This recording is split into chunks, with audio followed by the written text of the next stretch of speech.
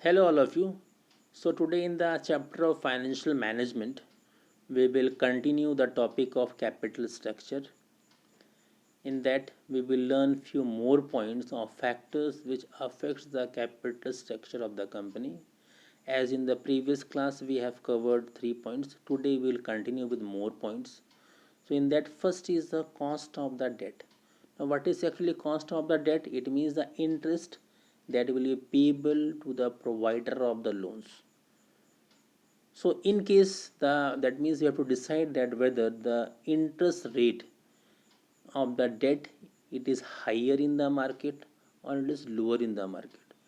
So we have basis on the basis of the rate of interest more or less we will decide. So the company can employ more debt in its capital structure if the interest rate on debt is less. So in case the interest payable on the debt is less, company can employ more debts in its capital structure. But in case of the higher cost of debt, where the more amount of interest has to be paid to the provider of the loan, in that case the company may prefer more of the equity. That means if the rate interest rate is high, less debts, if the interest rate is low, more debts. Then next is the cost of equity.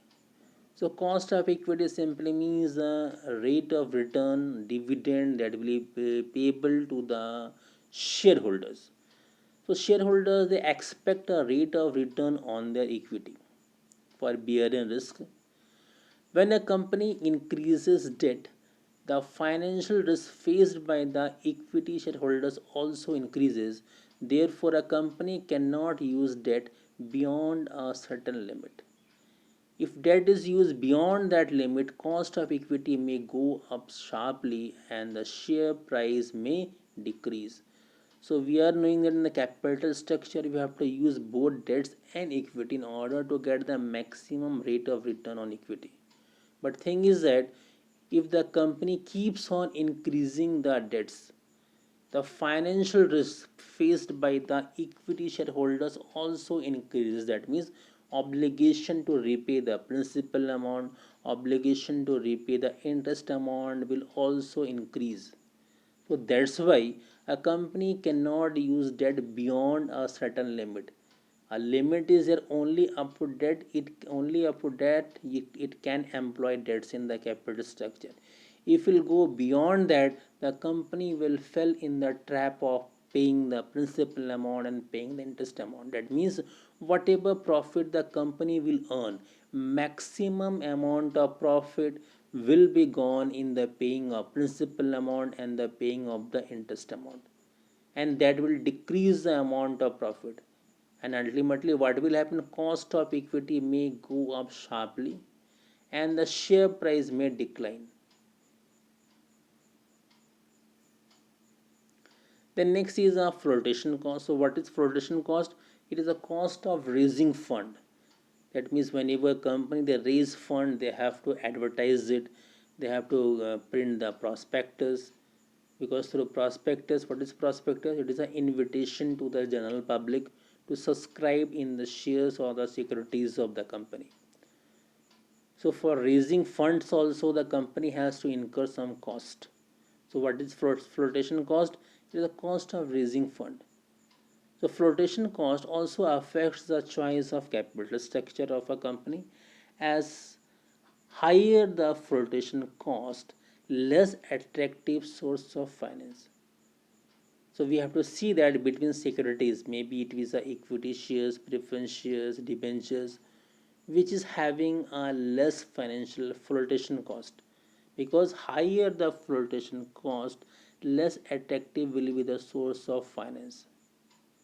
So that's why the cost of raising the funds from various sources should be carefully estimated before making a choice, and securities with minimum flotation cost should be preferred. Then control. So this also we have covered in the financing decision. So control, so we are knowing that control in a company lies with whom? With the equity shareholders. So whenever a company is in a need of fund, now it depends upon the equity shareholders whether they want to retain the control of the company, or they can also prefer to dilute the control. That means if they will opt for equity shareholder as a source of finance, so if the number of equity shareholders will increase, it will dilute the control of the present shareholders. And if the company will go for the debts, they will be able to retain the control, because the provider of the debts, they are not considered as the owner of the company. So if the existing shareholders want to retain complete control over business, then debt should be preferred to raise further finance. However, if they don't mind in lose control or dilute the control, then company may go for equity. So depends upon retaining of control or dilution of control. So retaining of control, more of equity, more of debts, and dilution of control, more of the equity. Then stock market condition, or the state of capital market. So again, your key terms will be boom period and depression period. So condition in capital market also plays an important role in financing decision. So during boom period, when the stock market is rising, people are ready to invest in equity, and the company, they can prefer more of the equity. However, during depression period, people prefer debts as a guarantee, as it guarantee a fixed rate of interest to the investors.